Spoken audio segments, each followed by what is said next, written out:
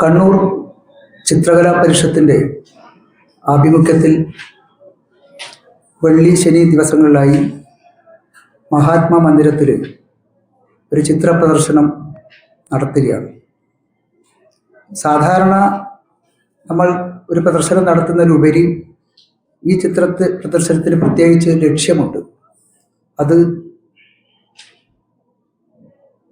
തൻ്റെ ഭാര്യയുടെ ചികിത്സക്കായി ചെലവ് കണ്ടെത്താൻ വേണ്ടി സ്വന്തമായി രചിച്ച സ്റ്റിക്കർ ആർട്ടുകളുടെ ഒരു പ്രദർശനവും അതോടൊപ്പം അതിൻ്റെ വിൽപ്പനയും ആണ് ലക്ഷ്യമിടുന്നത്.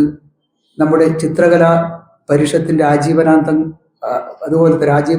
അംഗവും അതുപോലെ തന്നെ ചിത്രകാരനുമായ മനോജ് മാത്രാടൻ. അവരുടെ ഭാര്യ കഴിഞ്ഞ 2 മാസമായി അമൃത ഹോസ്പിറ്റലിൽ ചികിത്സയിലാണ്. മാരകമായ ഒരു നേത്രരോഗത്തെ തുടർന്ന് ഒരു കണ്ണ് നീക്കം ചെയ്യുകയാണുണ്ടായത്. അപ്പോൾ ആ നീക്കം ചെയ്തതിൻ്റെ ബാക്കി എന്ന നിലയിൽ ജീവിതത്തിലേക്ക് തിരിച്ചു വരികയാണ്. അപ്പം അതിൻ്റെ തുടർ ചികിത്സക്കും മറ്റുമായി ഭീമമായൊരു തുക ചെലവാക്കേണ്ടതുണ്ട് എന്നതിൻ്റെ അടിസ്ഥാനത്തിൽ അദ്ദേഹത്തിൻ്റെ നാട് പയ്യന്നൂരാണ്. പയ്യന്നൂർ കാനായി ഭാഗത്താണ്. കാനായിലെ ഉണ്ണിമുക്ക് എന്ന് പറയുന്ന സ്ഥലത്താണ്. പക്ഷെ അവിടുന്ന് ആ നാട്ടിലെ ആളുകളൊക്കെ തന്നെ ഇതിനു വേണ്ടി ഒരു കമ്മിറ്റി രൂപീകരിച്ച് ചികിത്സാ സഹായ കമ്മിറ്റിയായി പോവുകയാണ്.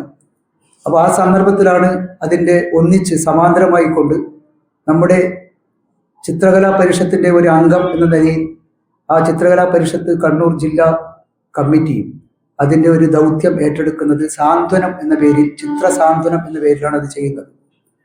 തീർച്ചയായും നമ്മുടെ ഈ സമീപത്തെ കുറേ ആളുകളെ, കുറേ സ്ഥാപനങ്ങളൊക്കെ കണ്ടിട്ടുണ്ട്. അപ്പോൾ അവർ വന്ന് ചിത്രം വാങ്ങുമെന്നാണ് വിചാരിക്കുന്നത്.